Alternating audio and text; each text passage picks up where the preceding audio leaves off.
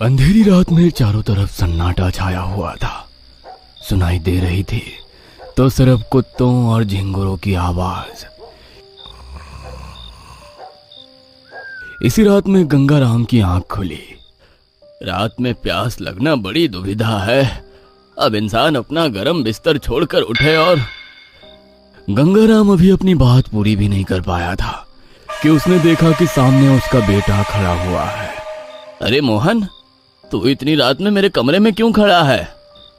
आपको आखिरी बार पानी पिलाने आया हूं। आखिरी बार? तू पागल हो गया है? लेकिन अब मोहन कुछ नहीं बोला। उसने सीधा एक डंडे से गंगाराम के सिर पर वार कर दिया। गंगाराम चिल्लाकर बाहर की तरफ भागा।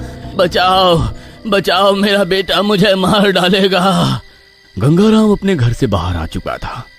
उसके चिल्लाने से कुछ लोग उठ गए थे, लेकिन तभी पीछे से मोहन भी आ गया और उसने डंडे के लगातार वार से गंगाराम को मार डाला और वापस घर में भाग गया। हे भगवान, मोहन ने अपने पिता को मार डाला। भीड़ लग गई। मोहन फिर से बाहर आया, लेकिन अब उसके हाव भाव बदले हुए थे। भीड़ ने उसे पकड़ लिया और फौरन पुलिस को बुलाया। मैंने अपने पिता को नहीं मारा, वो कोई और था, वो कोई और था।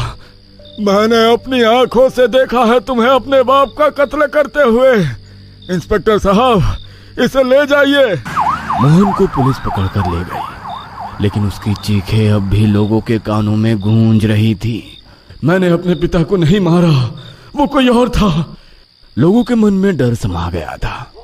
ये कैसा समय आ गया था जब बेटा बाप का गला काट रहा था और फिर कह रहा था कि उसने कुछ किया ही नहीं। इसी बीच गांव में एक नया लड़का आया, राजीव। वो अपने पुश्तैनी घर और जमीन के सिलसिले में गांव लौटा था। ये गांव तो मेरी बचपन की यादों से बिल्कुल अलग हो गया है। इतनी अजीब बेचैनी क्यों है यहाँ? अरे राजीव, तू यहाँ कैसे? पंकज, अरे गांव में क्या कर रहा है भाई? आते ही देखा कि पुलिस मोहन को पकड़कर ले जा रही थी। अजीब बात है भाई, मोहन ने अपने बाप को मार डाला और कह रहा है कि वो निर्दोष है। ये क्या कह रहा है तू? ये कोई साधारण हत्या नहीं है राजीव। कुछ अजीब हो रहा है इस गांव में, कुछ बहुत भयानक। फिलहाल मैं अपने घर जा रहा हूँ, कल मिलते हैं। राजीव के मन में घबराहट थी, लेकिन वो अभी इस सबको महज सहयोग समझ रहा था। अगली रात आई।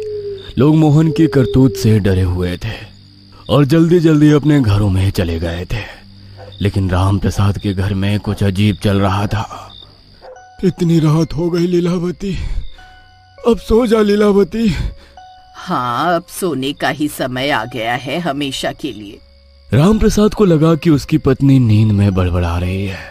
उसने कुछ कहने के लिए मुंह खोला ही था कि लीलावती अचानक उठकर बैठ गई। उसकी आंखें काली हो चुकी थी और चेहरा अजीब लग रहा था। लीलावती, ये क्या हो रहा है तुम्हें? तुझे सोने की जल्दी है ना, तो ले, हमेशा के लिए सो जा। ये कहते ही उसने पास रखा तकिया का कवर निकाला और बिजली की तेजी से उसे राम प्रसाद के गले में डाल दिया। राम प्रसाद चीखना चाहता था, लेकिन लीलावती की पकड़ इतनी मजबूत थी कि आवाज नहीं निकल पाई। कुछ ही सेकंड्स में राम प्रसाद की आंखें फटी रह गई, शरीर निठाल हो गया और वो हमेशा के लिए शांत हो गया। लीलावती की हंसी पूरे घर में गूंज उठी। ये कौन हंस रहा है? बाहर जाकर देखना पड़ेगा। राजीव बाहर आया तो राम प्रसाद के घर के बाहर पहले से ही भीड़ लगी हुई थी। राम प्रसाद की लाश देखकर हर कोई सहम गया था, पर सबसे ज्यादा डरावनी बात यह थी कि लीलावती अब रो रही थी। ये क्या कर दिया तूने लीलावती? मुझे नहीं पता, मैं तो कुछ काम से बाहर गई थी। जब वापस आई तो ये हो गया था। झूठ! अरे तुम्हारे हंसने की आवाज मेरे घर तक आ रही थी। पुलिस फिर से बुलाई गई और लीलावती को भी गिरफ्तार कर लिया गया। 2 खून हो चुके थे, पहले गंगाराम, फिर राम प्रसाद। लोग सदमे में थे, किसी को कुछ समझ में नहीं आ रहा था क्या ये सिर्फ हत्याएं थी या सच में कोई अज्ञात शक्ति गांव में कहर बरपा रही थी? इसी बीच गांव का सबसे बुजुर्ग आदमी, जो अपनी उम्र के चलते अब ज्यादा बाहर नहीं निकलता था, चौपाल पर आ बैठा। ये छलावा का काम है। छलावा? हाँ, छलावा, जो किसी के रूप में आ सकता है, अपने शिकार की पहचान ले सकता है, और जब तक वो अपना काम पूरा ना कर ले तब तक उसका कोई कुछ नहीं बिगाड़ सकता। लेकिन कोई अपने खून के रिश्ते को क्यों मारेगा? यही तो छलावे की ताकत होती है। ये तुम्हें दिखेगा तुम्हारे अपने जैसा, बोलेगा तुम्हारे अपने जैसा, लेकिन असल में वो तुम्हारा अपना होगा ही नहीं। राजीव, जो खुद पुलिस वाला था, तर्क देते हुए बोला, ये सब अंधविश्वास है। छलावा वलावा कुछ नहीं होता। मैं पुलिस वाला हूँ, मैं पता लगाऊंगा कि असली गुनहगार कौन है। बूढ़ा हंसता हुआ अपने घर में चला गया। रात का तीसरा पहर था। पंकज अपने घर में सोया हुआ था। अचानक दरवाजे पर दस्तक हुई। कौन है इतनी रात को? कोई जवाब नहीं आया, लेकिन दस्तक जारी रही। पंकज उठकर दरवाजे की तरफ बढ़ा, और जैसे उसने दरवाजा खोला, उसके सामने श्यामलाल खड़ा था, लेकिन उसकी आंखें असामान्य रूप से लाल थीं। श्यामलाल, इतनी रात को यहाँ? पंकज, तेरा वक्त पूरा हो गया। ये कहते ही उसने पास रखा लोहे का सरिया उठाया और झटके से पंकज के सिर पे दे मारा। पंकज की दर्द भरी चीख पूरे गांव में गूंज उठी। जब लोग दौड़ते हुए उसके घर पहुंचे, तब तक वो मर चुका था। गांव में फिर से दहशत छा गई। अब ये पूरी तरह साफ हो चुका था कि ये कोई सामान्य घटनाएं नहीं थी। इस गांव के लोगों को क्या हो गया है? मैंने कहा था ना, तब मेरी बात किसी ने नहीं सुनी। पंकज की मौत के बाद गांव में कोई भी बाहर निकलने की हिम्मत नहीं कर रहा था, लेकिन इस डर के बावजूद अगले ही रात एक और हत्या हो गई। प्रीतम अपने घर में आराम से चारपाई पर लेटा था। उसकी बेटी संगीता रसोई में कुछ काम कर रही थी। संगीता बेटा, जरा पानी ला दे, बड़ी प्यास लगी है। लेकिन संगीता कुछ नहीं बोली। उसने अचानक पास रखी रसोई की चाकू उठाई और सीधे प्रीतम की छाती में घोंप दी। अरे ये क्या कर रही है संगीता? अब कोई प्यासा नहीं रहेगा बाबा। प्रीतम की आंखें धीरे धीरे ठंडी पड़ गई और संगीता वहीं मुस्कुरा रही थी। जब गांव वालों को यह खबर मिली तो हर कोई कांप गया। अब किसी को कोई संदेह नहीं रहा कि गांव में वाकई छलावा आ चुका था। यह छलावा का ही काम है, पक्का। हे भगवान, ये इस गांव को किसकी नजर लग गई है? अब तक 4 हत्याएं हो चुकी थी। गंगाराम, राम प्रसाद, पंकज और प्रीतम। गांव वाले अब खुले में चलने से भी डरने लगे थे। कौन कब किसका रूप बदल ले और किसे मार डाले, कोई नहीं जानता था। इसी समय गांव में रहने वाले सबसे चतुर आदमी चंदन ने सबको इकट्ठा किया। मैंने कुछ नोटिस किया है। क्या? छलावा कभी एक पैटर्न में नहीं मारता, वो रैंडमली लोगों को मारता है। लेकिन यहाँ एक पैटर्न है। क्या मतलब? ध्यान से देखो, जिन जिन लोगों की हत्या हुई है, ये सब एक दूसरे से जुड़े थे। कैसे जुड़े थे? ये सब जमीन की खरीद फरोख्त में शामिल थे। और अगला नंबर मेरे पिता का है, क्योंकि वो इन्हीं के साथ थे।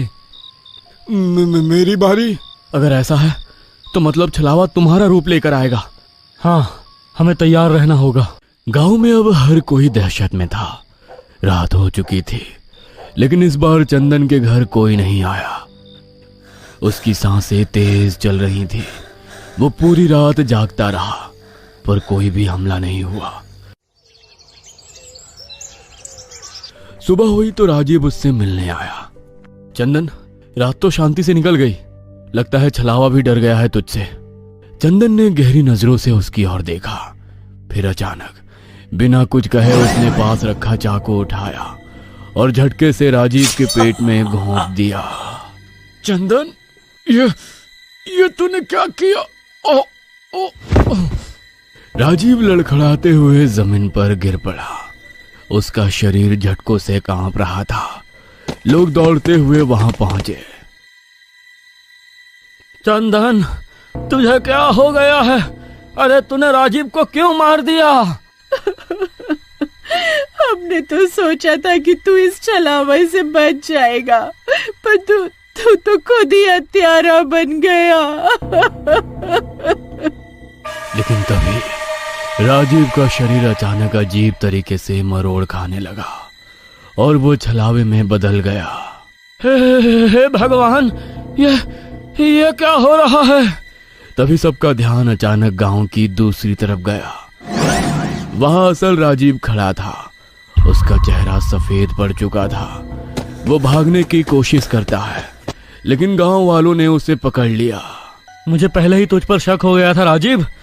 पहले जिन जिन लोगों को छलावे ने मारा था वो सब जमीन के सौदागर थे, और तुझे भी इसी जमीन के सौदा में दिलचस्पी थी। मैंने समझ लिया था कि ये कोई सहयोग नहीं हो सकता। बोल, आखिर यह सब तूने क्यों किया? जिस जमीन को मैं बेचने आया था वो असल में मेरी थी ही नहीं। क्या मतलब? ये सब लोग, गंगाराम, राम प्रसाद, पंकज, प्रीतम, इन सब ने मिलकर मेरे बाप से जबरदस्ती वो जमीन छीन ली थी। और जब मेरा बाप कुछ नहीं कर पाया तो उसने खुद को फांसी लगा ली। मैं अपने बाप की मौत का बदला लेना चाहता था। तभी मुझे पता चला कि इस गांव के पास छलावे का वास है। तूने छलावे को वश में कर लिया? हाँ, मैं एक तांत्रिक से मिला जिसने मुझे छलावे को वश में करने का एक तरीका बताया। मैंने उसकी मदद ली और फिर छलावे को उन लोगों के खिलाफ इस्तेमाल किया जिन्होंने मेरे पिता को आत्महत्या करने के लिए मजबूर किया था। अब सब कुछ साफ हो चुका था। बहुत हो गया तेरा नाटक राजीव। अब तू सारी जिंदगी सलाखों के पीछे रहेगा। राजीव को पुलिस के हवाले कर दिया गया। जिन निर्दोष लोगों को जेल हुई थी उन्हें बचा लिया गया और गांव में पहली बार कई हफ्तों के बाद एक सुकून भरी रात आई।